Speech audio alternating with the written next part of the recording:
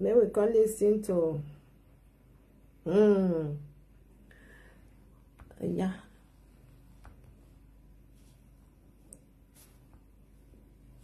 Let me listen, Joe. How now there, my people? Good evening.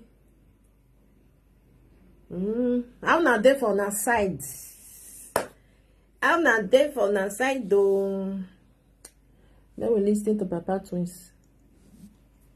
Papa Twins say he don't send them. He don't send money go give them. Isi Oluku. When I remember say Papa Twins told say I think 2018 if I'm not making mistake, something like that, or I don't know which time. He says you look for a back print come for her. And I remember. So he can't tell her and say how much. May for send the money can give. You can't say no problem, just leave her. So the money now he don't send them back through the 419 account where be say they put for there for your orphanage. Okay, so Patrons don't send the money go back. It be like say it all say no see. So may we listen to Papa Twins for here. Okay, please love this video. Good evening everyone. How na day? Also na day fine. Me I day fine for my side. I also na still day fine for my side. May we listen. He said don't send the money back.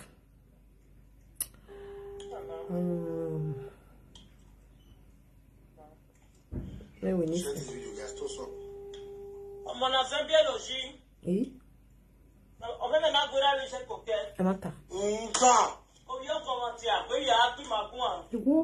I can't post it here because of standard. But I'll post it on Triple F Family, guys. How many years in Europe?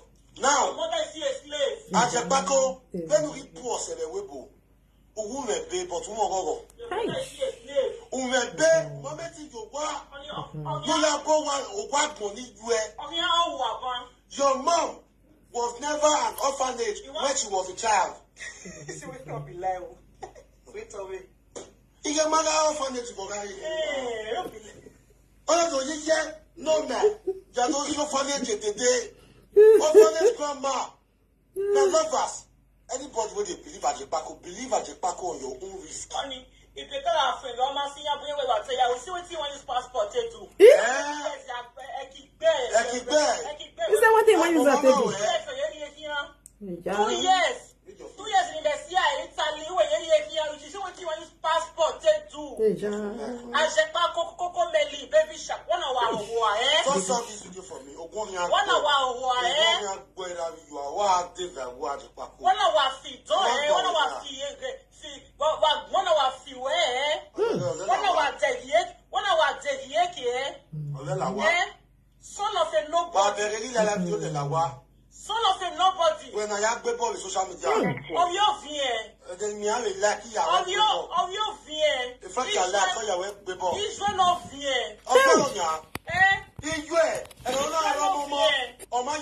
recommend us a ban for your platform. They say, go and build us for your mother. Imagine, For standard 2 flats here, apartment in Germany, or send West Yewepo. Standard 2 flat apartment in here. They're like, oh yeah, boy. I'm doing my fence right now. Apartment in Niger, boy.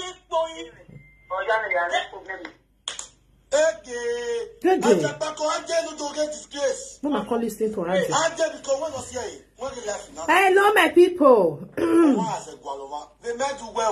Papa Twins, wait first. That's all now be. Why Roma? Why they to ma? Do what they jam bonnetia? Why they are to ma? Good morning, good afternoon, good evening. Why worry, man? When I see the great person, why they will like it, Joe? Don't worry, man. Facebook go they look and say maybe na robot na they watch. Why tell a robot? A robot wa here. Why a robot now? Human being now na be. Why not they do like that? I been on Facebook they do one. No, now they do one. Not good though. Why they to man will be very important. Very, very important. They'll say you be maleducato or seducato. Well, I know what to be educato. Buonasera, we were buonasera, buongiorno, buongiorno, good morning, good afternoon. Why they tour? What man, wema? About me, Saya. Talk me with We you. no give we are not no. We are not no give. But let me tell you something that you don't know at the Paco. We cash out. What you have to tell you? As a Paco, what you have cash out? Then you wear cash out. Orphanage grandma ni you. No, you have your family. Hey, I greet you, mommy. Thank you, Gina. Thank you, Mama Helen. Are you too ashamed of yourself? How can you say you Umagbanwe? I greet you, mommy. Umagbanwe, when Mama tell you your orphanage where God forbid that you back home. Ugo seven almost seven. Oh, at the back of Moses seven. Classic seven. When I be here by oh, come on, your bangers and a webo. Oh, Yapo, not yet. But Tony, I have a chairman not your Tony there. I can't wait here, chairman of application like here. Oh, your vie. Aren't you ashamed of yourself at the back? Oh, your vie. The women where do you make a shot? Europe, no house. Hey, I greet No you, Sonia. Thank you, mommy. Sonia, oh, wow. They said this Yaya Viviaso was a very good person to the family. Hey, see my brother for there. Arizo, how you day, bro?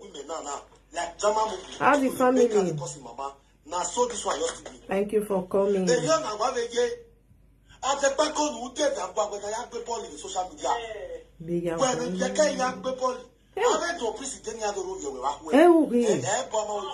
No be like social media worker. Nice one. Thank you, my brother. For room. Hey, see Wahala. Room spray. Don't spread the spread, finish, deep break, you spray, you open window. Okay.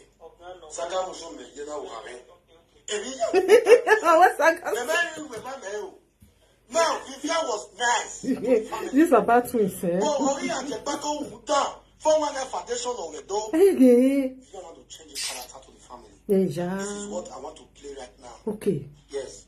That is why Vivian, you don't read you because of what doing your money. Yeah. When you read you went there. So make it notice Oh, where that? Iyaje Papa me yewa amwebogbe. What you call it? Iyaje Pako no fear. Orphanage grandma. Orphanage grandma. That's Kadere nakba.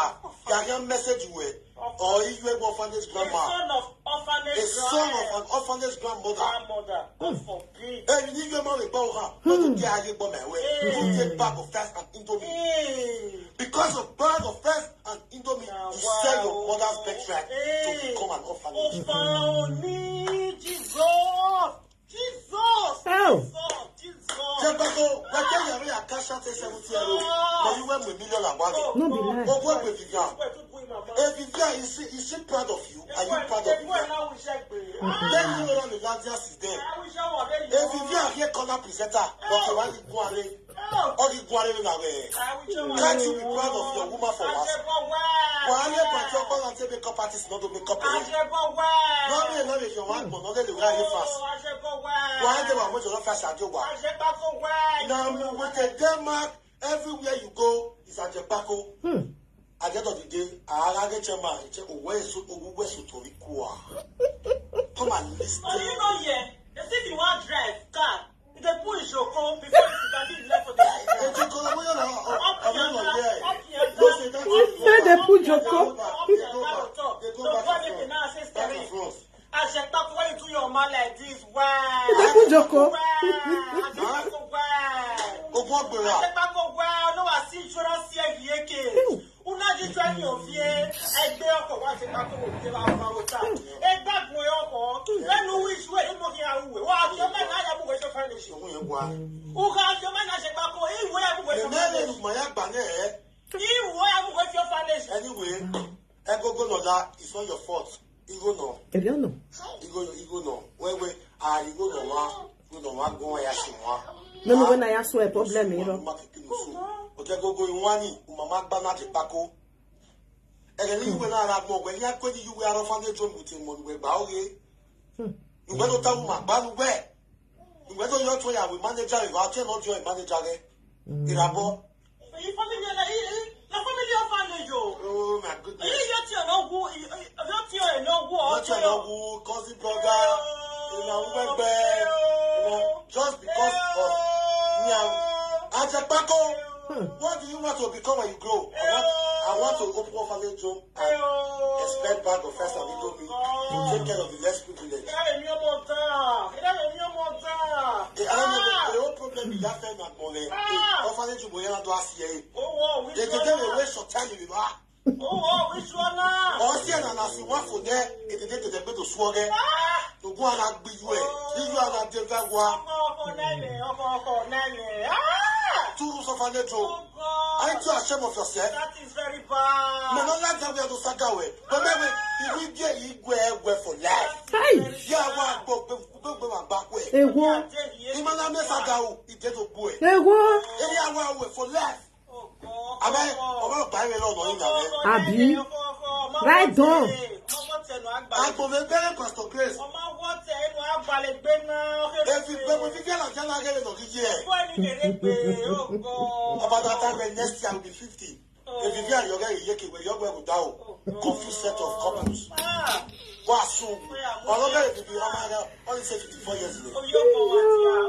Until not in Mevela, only my judge a Paco. Marco, complex life. You can make brothers and sisters become loved ones. Oh, baby mama will live with you. No one at bed.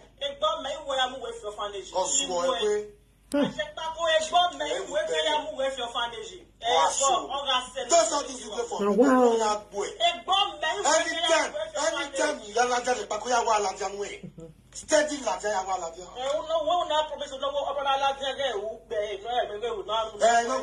My name is Laja. You want to keep petting and then you become anywhere. You may hear the Pacoa. Okay. I can be manager of an orphanage between Saga. Yes, but you go there, you are. Jobless presenter that can be back. How can a manager, a CEO of an orphanage between Saga on social media? How? What is that your reputation as a manager? Oh, well, orphanage will be. Oh, we want to know with Saga. Oh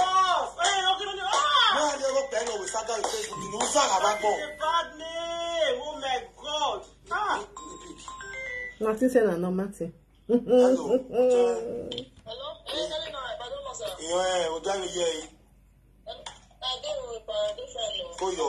My mama. Eh, 30,000 I don't know there. Oh, I need me where now we mommy and now we come family will go with the money.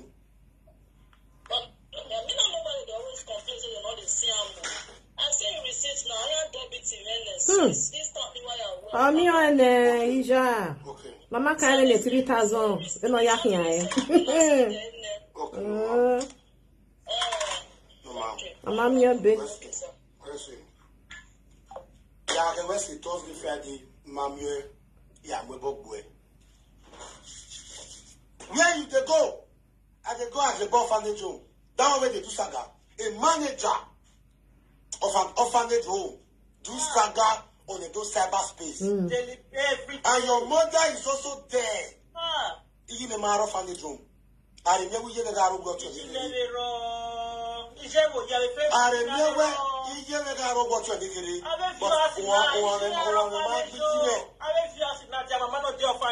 fruit of the womb.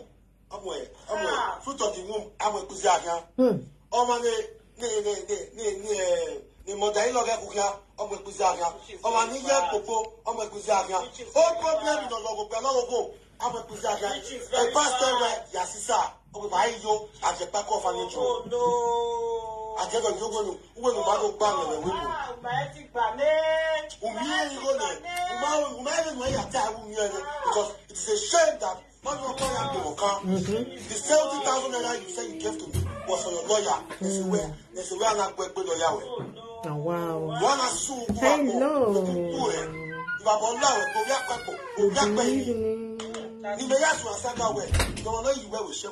okay. Tamare, since I started the saga you now, tell me who used you to chairman. Where is your reputation as a man? It is finished. How is the family? Thank you for coming. You enter the family, you scatter them. Scatter them. I want to tell you cool. 2 years. I want to tell you cool. That is not a problem. Mais non, là, je me note. Yes, et puis, mais so I just back on not many years in the way. This is really you have to do now. Toss up this video. Let me listen. Share this video. Yeah.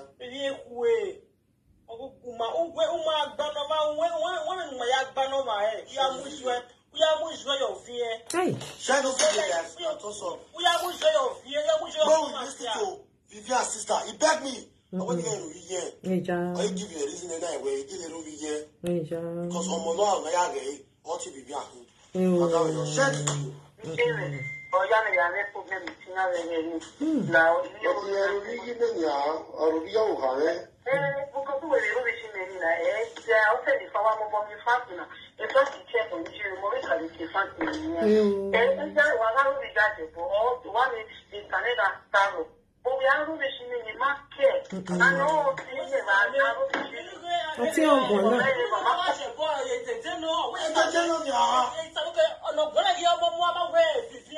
Ajepako is trying to claim, say he's senior Vivian, maybe for the corner pa.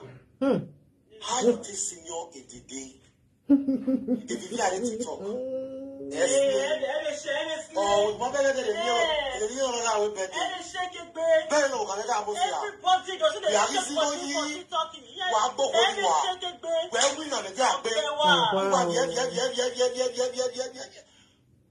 the chef yes for that video. We are doing me go. Thank you, man. He paid Yanni. Who were the money, Zessi? Who were the money for your man? Who were the money by us, Zessi? No boy, Valley. I told you I've been the new boy. Oswo, away. Share this video. What's your way? You are away. That boy, now, on the way I will have those in one on my camera because he hate those in one event. I don't give you about those. Clear. Oh, wow. But I'm mama. Where I'm since 1999. Calculator 27 years ago. 1999. Abi? 1999 to 2009. 10 years. 2009 to 2019. 20 years. Okay, man, Pastor Grace. 2020, 2021, 2022, 24 years in Europe. I'm going to be a card of balance and we are now. Bewebo. 2011. 2011. I was just 11 years when you enter Europe. They had to break down that 2 flats. Yes.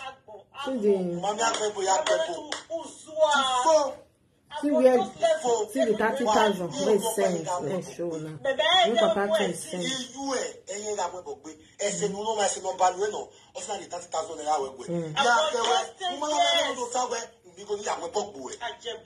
Now I cannot swear for you. Listen, this one and the 30,000. The 30,000 always came in. Why are you in there? Now we so right now, when man another when to we later 30,000 naira ni. You talk to the secretary you go out. Ya bobo we. I man 30,000 we. Imu gbegbe le.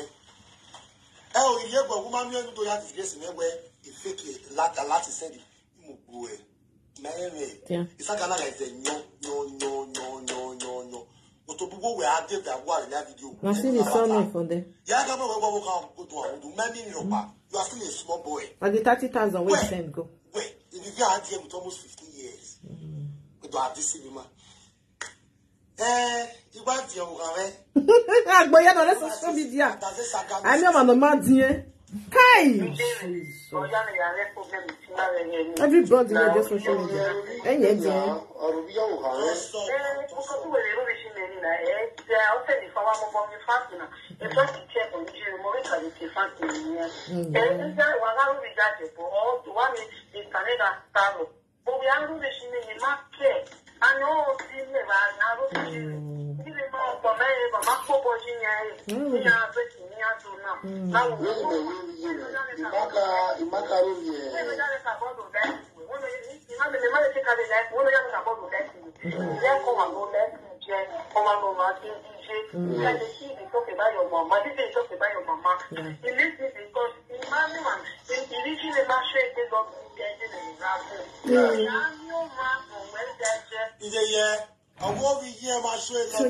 Love. But the sister was good at the beginning.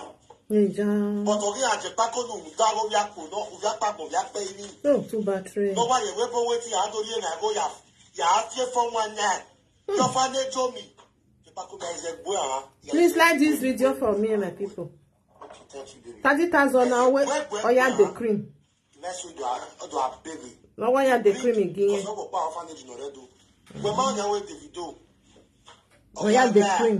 Now be turned the head here. Orphanage home in Nigeria. I'm bad of it. One naira I hear you. Fiame. Inu ba we here to buwe we that we birthday we renew ya we say na be bekani. Only you get sometimes presenter they do good for you. Not good. The good name they say your fans, your followers. Oh, you they think far. Don't be led. You never carry you just what you say about what you see to I went there. I went there.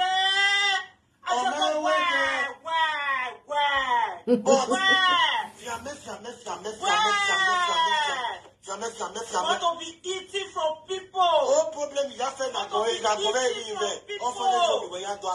people are feeding you. I want to be like the other side here. People are feeding you, feeding your slave mother. And they ask you, orphanage grandma, you are. Don't be led. Oh, your orphanage grandma. Orphanage home in you, my you, Boham. On that day, but my idea. And I the biscuits that they will Wawesi. Thank you, Minister. I went to the new way. Can women not now? Not the year. He has a back or you went to. Till today, I went down the list of them. So I won't be so very one in the building. Yeah, away, what? Go for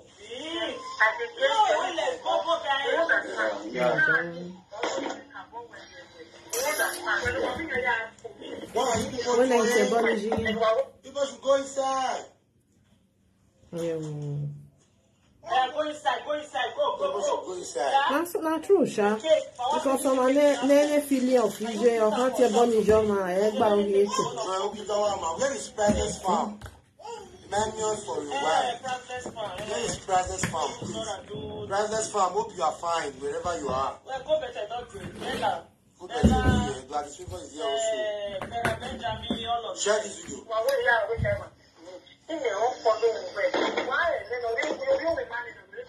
Yeah. I remember.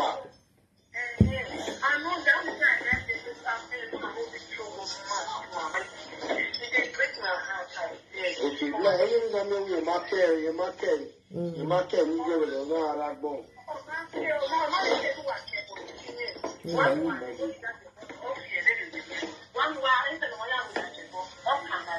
Oh.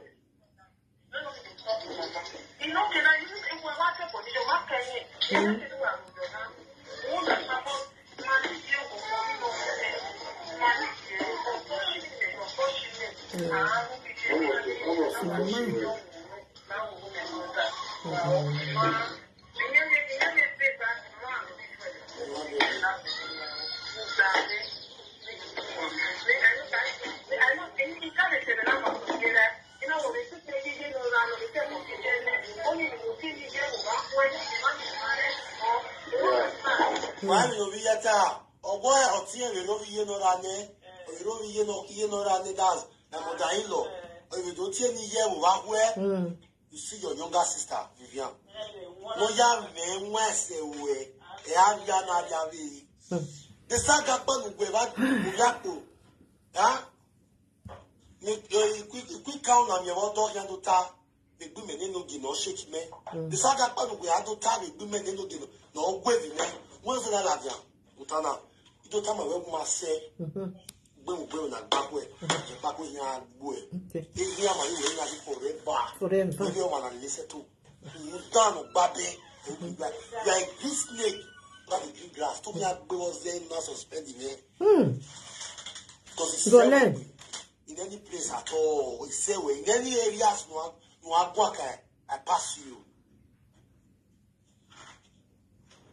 Most millions. I go jare. I go more play audio jare.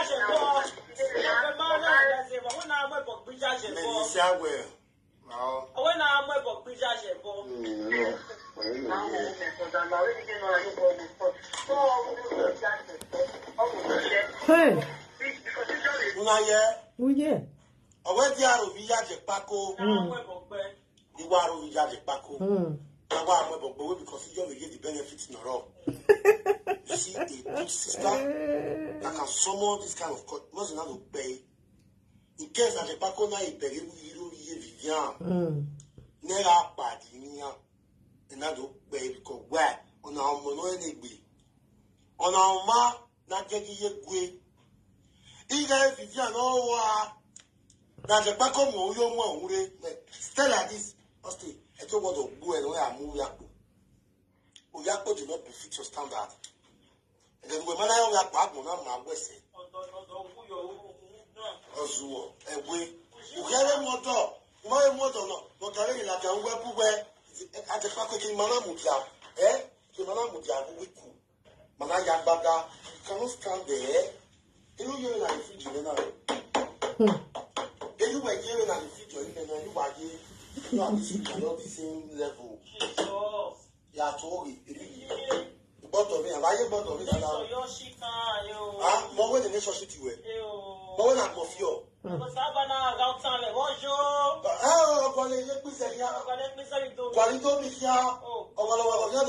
give to the less privileged. Who were we give to the less privileged?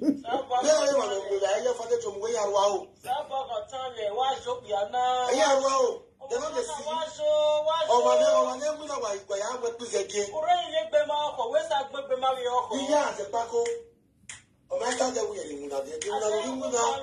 what kind of job are you doing?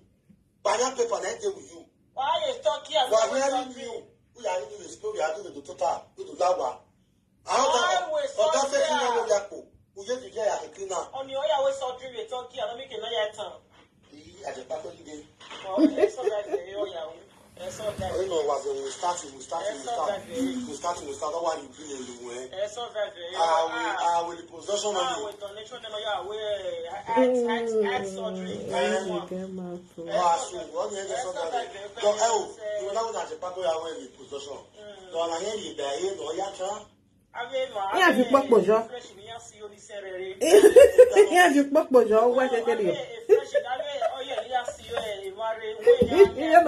When you have your year, you're oh, Metty. Oh, they are back by our Metty. You are too short. I want your family. Where you make it so we want more. We are back of your pay. And we make my wife who has a body. Battery. Too bad. Who will get the perfect is there? And we make my wife one part of my breast. You want a perfect pass me with it. One part of my breast. Oh, I full body. Maybe your boss. We part of it. One part of breast. Not be like.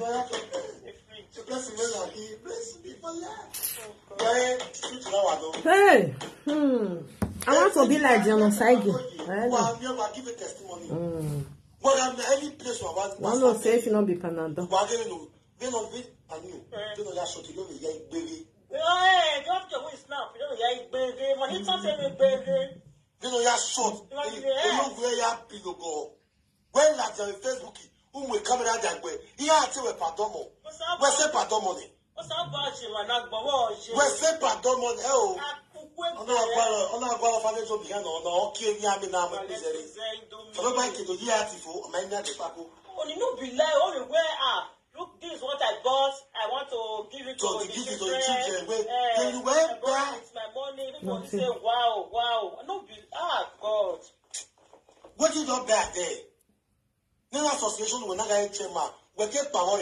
What did you do? Did you leave people there? You know why you claim the chairman? Or you get me say, Igwero, I like to take balance, Igwere. No, you don't like a chairman. Yeah, you will chairman, Abba. Yeah, you will chairman, but you was woman. Yes, you want to.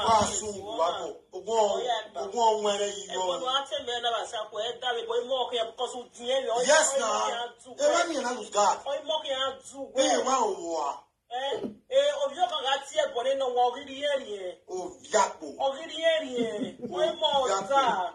the son of a nobody.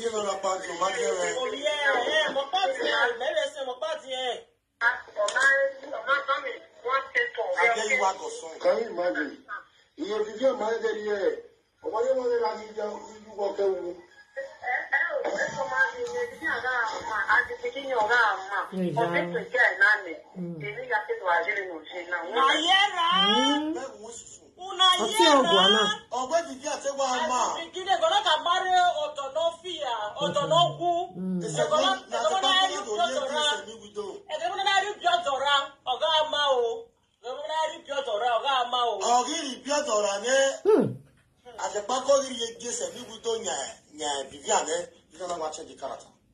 He was nice to before, but right now, as we speak of Maggie nice. To the family, I don't want to very just that people do. Where you now? What a lazy man like at the back, maybe yes at the back, maybe I don't do anything. I know I can't improve. I can't start to work on my house. It's a testimony she's giving. Work on my house. I be abandoned because of a testimony of what? Oh, you like that now? Because of that, we have said I not go do one like that. But I know I can't raise her up again. How where? I put my mask in that day. Now not be when me take for so I copy go and look at it. Now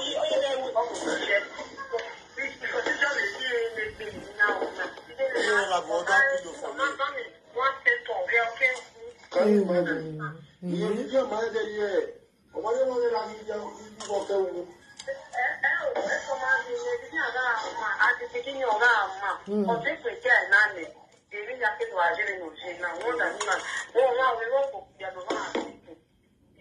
Even if you not there, you get some kind of way to change it.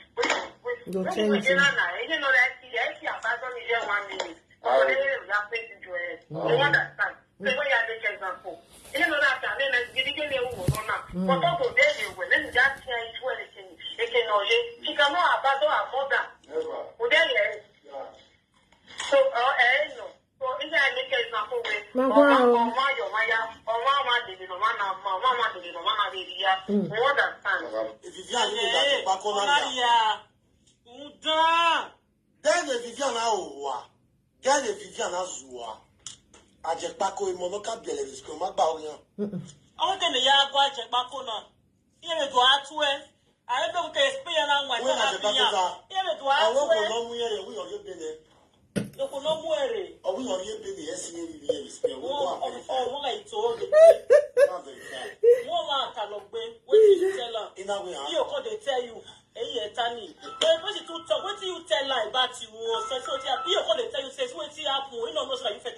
Hello. Hey. Wow. Hello. Things they happen, Hey, Baba. Ah, wow. Where? Hey, your salon, boy. Oyakbo. Oyakbo, retire. Ake, Oyakbo, Oyakbo. We are in team member. We don't worry the money side. We are the member. We are Pagbo. We are paying. Na Waboa. No so. Ah, we are going to cast you. We are going to go with the military. We are so go. Man, we are. I said, Manamo last week. The failure club. We are God forbid bad thing. 59 view. God forbid. While the meeting, we never know where you are. Whoa. We are going to Ian the back. That's what they be part you. Strong one. As the bike call you with Kazaki. Then as the bike call you with short to say. Okay, one again. Below, everybody say below the fridge. The market here, man. Below the Facebook here, you go. We are mere autoeka. We are mere autoeka. You go, hey. You go, no say camera cover a lot. Nonsense. Slow motion presenter like it. When I always here. Please, guys, close the door. What you buying? This one and the Share this video, guys. this one and the 30,000 we send back to issue Luku.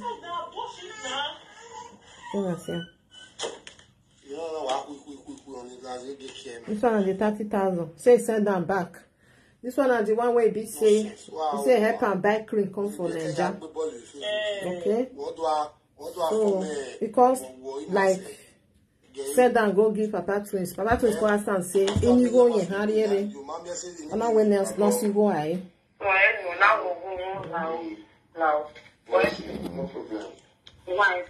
Alright, my people. I live now. Oh wow, things they happen. Social media presenters give you now. It give you something. The best thing good maybe say your fans. May they give you, you know. Alright, everybody. See you all tomorrow by God's grace. We don't see here this one. Just send me a break and come. Because he say not see this money. Oh. He said this money. According to Papa Twins. So now see the name for them. Good night, everyone. I know you're listening. The work well. We will listen. Analyzing on the audio. The case person one quarter, so we will just be quiet. May I let the audio play of Ajepako. I love you all.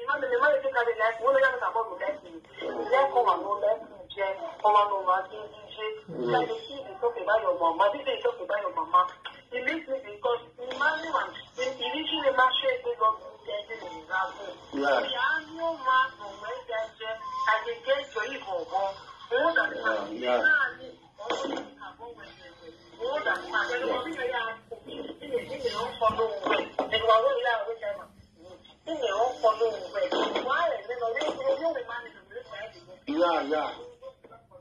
I remember. Don't solve it, guys. I know that we are getting this afternoon.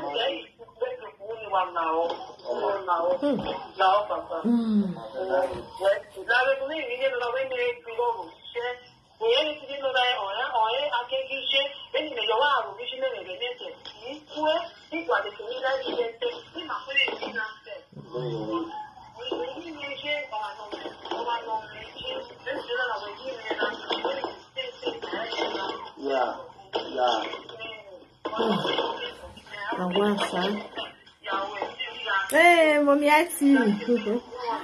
I greet you, mommy.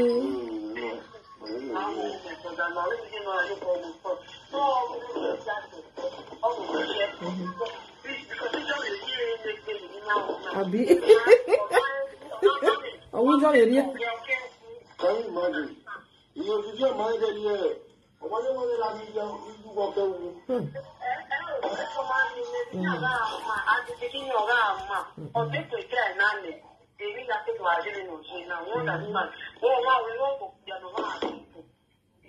Even if you don't say good, you try to come out with joke. When you were there, you know that the abandon is there 1 minute. Or you have to do it. You understand? So when you make example, you know that I mean, like, you didn't know now. But also, there you were, then just say it's well, it can know you cannot abandon our mother. Well, there you are. So, no. So, if I make example,